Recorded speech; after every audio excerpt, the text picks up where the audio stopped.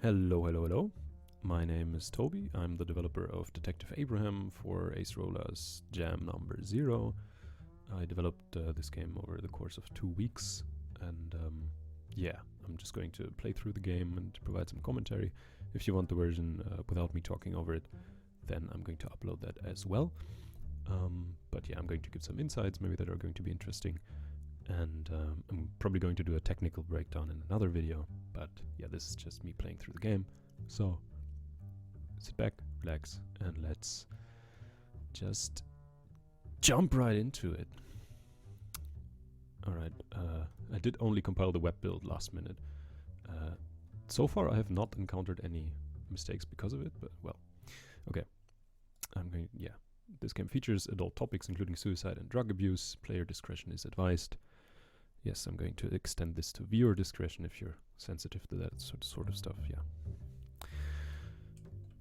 In my perfect world, nobody ever rides a dirty elevator. Oh, how I wish to live in that world.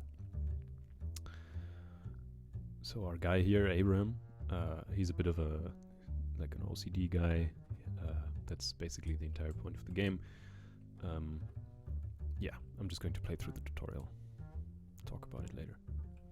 Ah, there you are, Abe. Right this way. Police guy.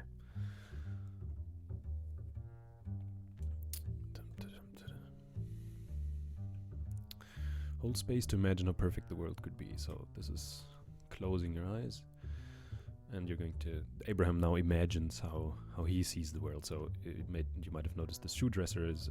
what's it called? The shelf is a lot more tiny. There's this crack in the wall is gone, and the picture is very straight. If I open my eyes again, it becomes very obvious what's different. It gives me a headache every time.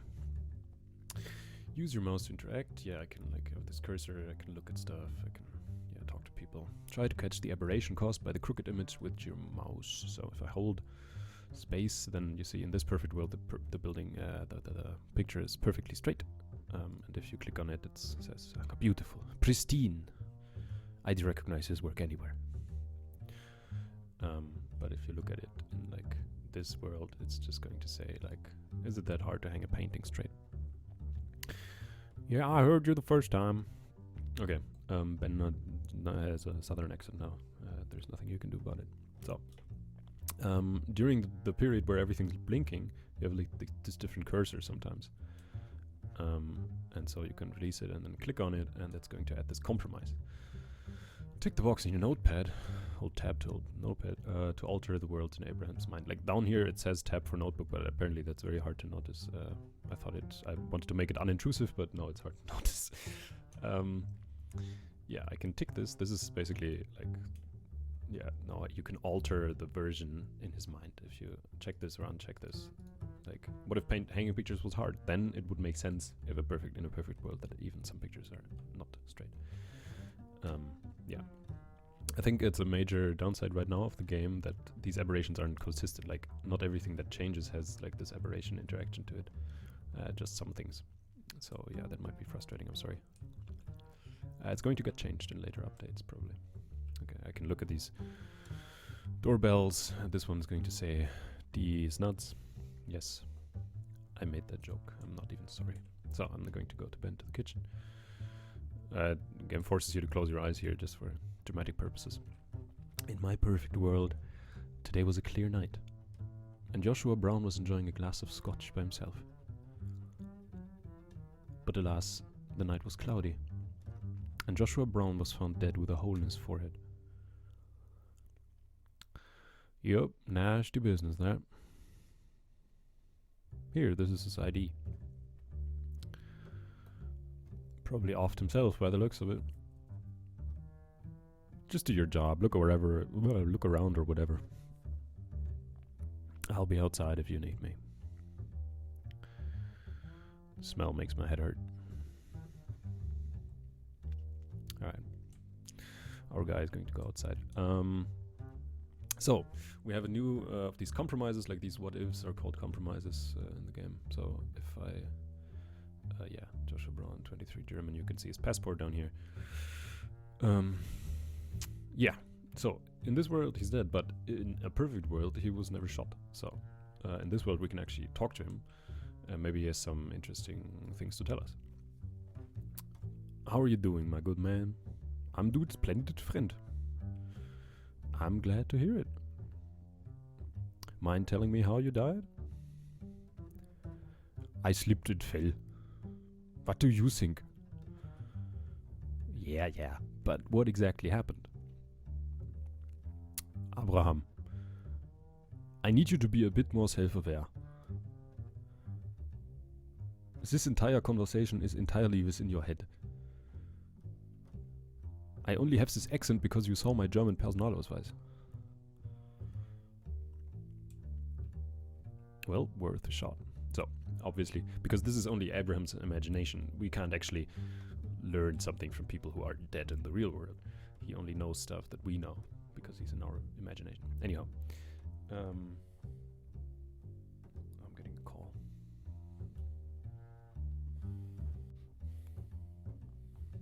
Alright. So, yeah, let's investigate this murder scene. So, what if he did commit suicide? Then, yeah, the world is going to look like this in his mind. Yeah, by the way, you might have noticed that the policeman is not here. But, yeah, I don't know. No reason for that. But, actually, we notice here there's a gun. It's a gun. The barrel smells like whiskey. So, think about it. You're now imagining that he killed himself. It would make sense that there's a gun if he shot himself. But you notice in the real world, ooh, there's no gun. So, if we click on this aberration, then it's going to notice there's no weapon. If Joshua did this himself, it would still be here. I need to tell Ben about this. No gun nearby, no suicide. So you're going to take notes during this entire time, so yeah. Okay. But before we tell Ben about this, we're going to investigate this. It's a dirty clock. So he shot himself with the clock behind him. And I'm quite proud of this idea.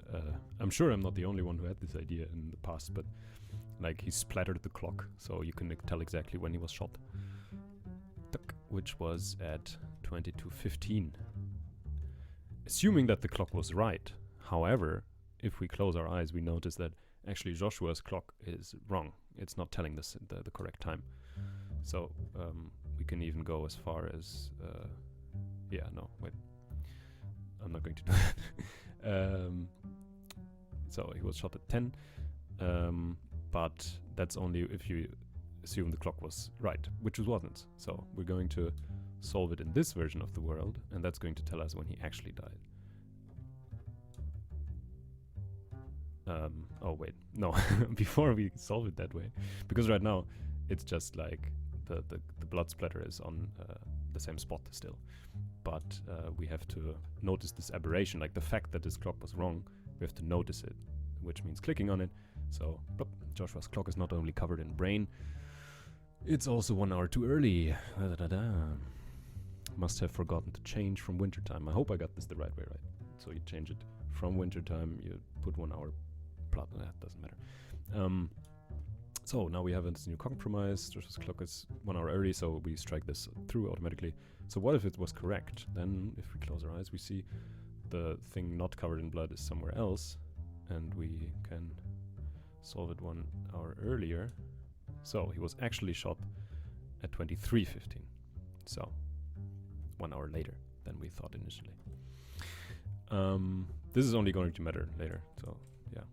By the way, we closed this minigame by just walking around. I thought like that's something you try normally, and it works, but apparently it's very frustrating if you don't have a button to close it. I'm sorry, just walk around, just use WASD.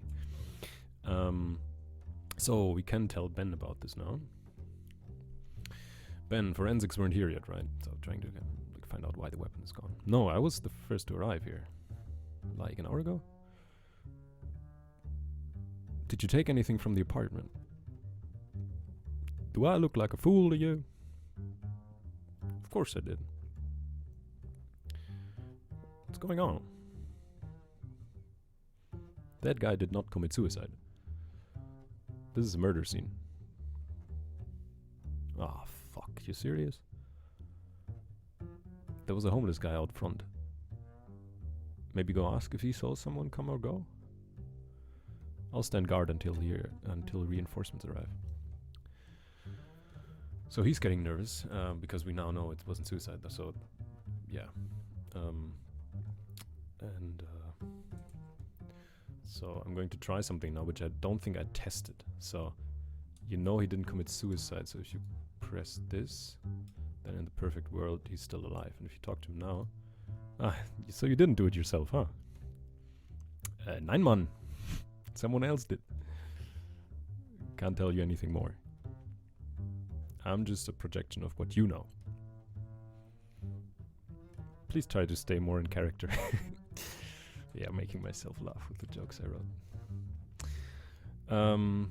Okay. Dum-de-dum-de-dum-dum-de-dum-de-dum. I realize that it's a bit of a lack of direction, but Ben told you to go down to go out front to meet the homeless guy or whatever. So we're going to do just that. And this is actually a major design flaw. I added all these buttons, but in any button except for ground floor, he's going to say, no. So what happened? The first person I let this play, she was like, oh yeah, let me go downstairs, and she clicked the wrong button. He said no. So yeah, she thought, it's not possible. So she left the elevator again. So you can actually click this one, takes you to the ground level. So yeah, now we're outside. This is a bus stop or something. We can look at the sign and whatever. But yeah, there's this guy. Maybe he saw something. We can talk to him. But Abraham doesn't want to. It's filthy and smelly. It's just too much. Can look at him. Yuck. But in a perfect world, ta-da! He's not homeless. He's a successful businessman with an expensive suit. We can't talk to that guy. If you notice this vapor over his coffee mug, I'm very proud of that. I love how it looks. Okay, so talking. Good evening. Hello. Can I help you? He's British. I just wanted to chat while we wait. I'm not really one for small talk. Small talk. Sorry. That's okay. I'll do the heavy lifting. Sheesh, take a hint. How come you're up so late? Work stuff. It's 1:20 a.m. It's a 720-hour shift. I'm on a coffee break. Hustle culture. Must be tough. It's my dream job. But it can be taxing. Honestly, I couldn't do it without my wife and daughter. Without them, I think I'd just give it all up. In this world, they never died in a car crash.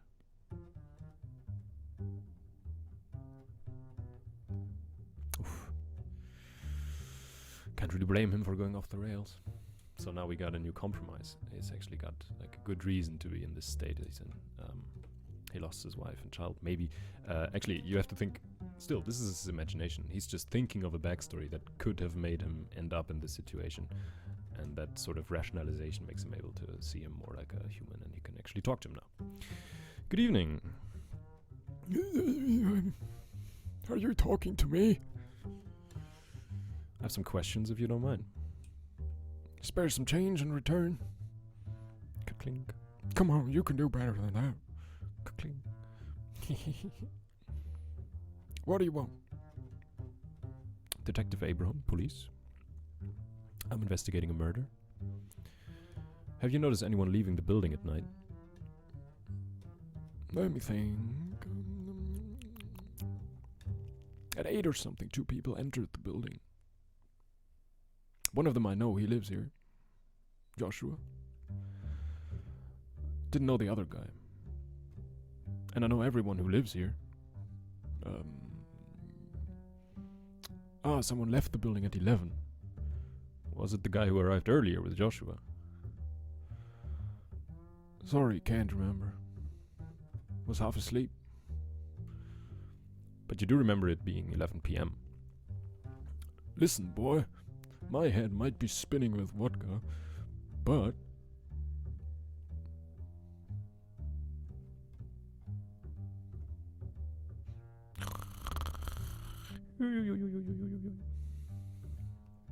Seems like a trustworthy witness to me. So yeah, because this is a game, I'm just going to take it for bare coin what he said.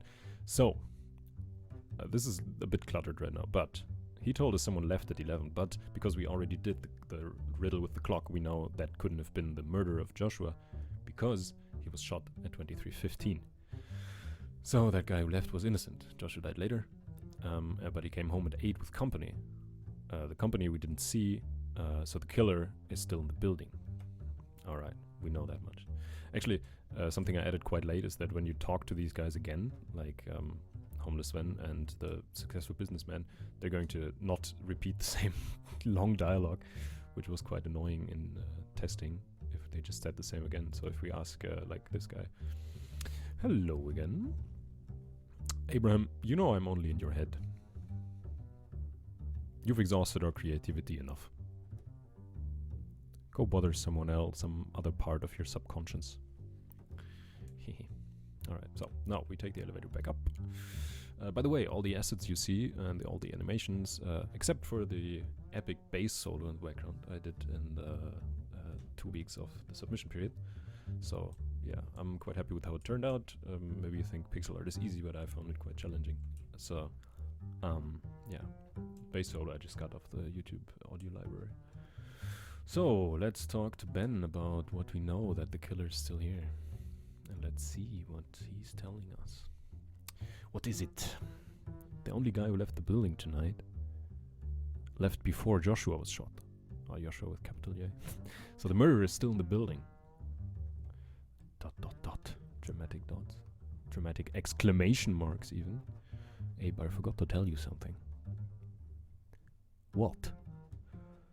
I picked the lock when I came here.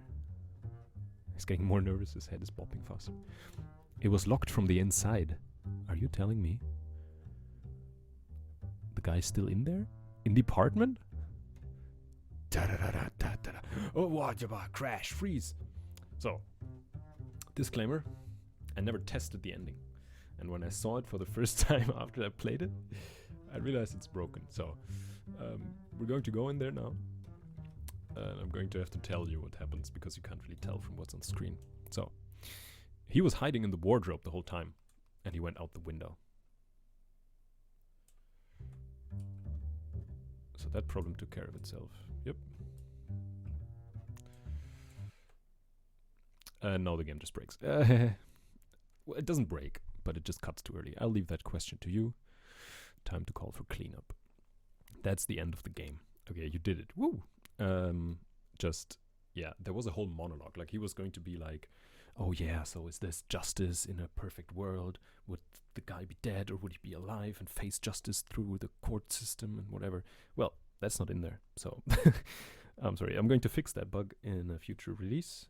But yeah, if you got this far, you did it. And unfortunately, I must have mixed up some variable names. I know exactly what the problem was. Like, I haven't looked at the code, but I know it because it happened before. Yeah, so I hope you enjoyed this playthrough still. Oh god, that's my doorbell. I'm going to go now. Thank you so much for watching, and I'd be happy if you leave feedback on my game. Thank you. Bye. Thank you, bye. One more thing. I noticed it when I was editing. So the ending monologue is actually in there. You can see it in the recording. It's just every sentence Abraham says is 1 frame long. So if you go through it very slowly, you can see he says, in my perfect world, this could have been a nice Saturday for Joshua. So you go back to to the perfect world where nothing bad ever happened. This could have been a nice Saturday for Joshua, but fate plays her pranks sometimes. And in a rush of irony, fate took the killer's life as well. In my perfect world, where everything is just, what would I see if I looked down that window? And then it cuts, and it says, I'll leave that question to you. Time to call for cleanup. Okay, just wanted to throw that in there. Cool. Have a good one.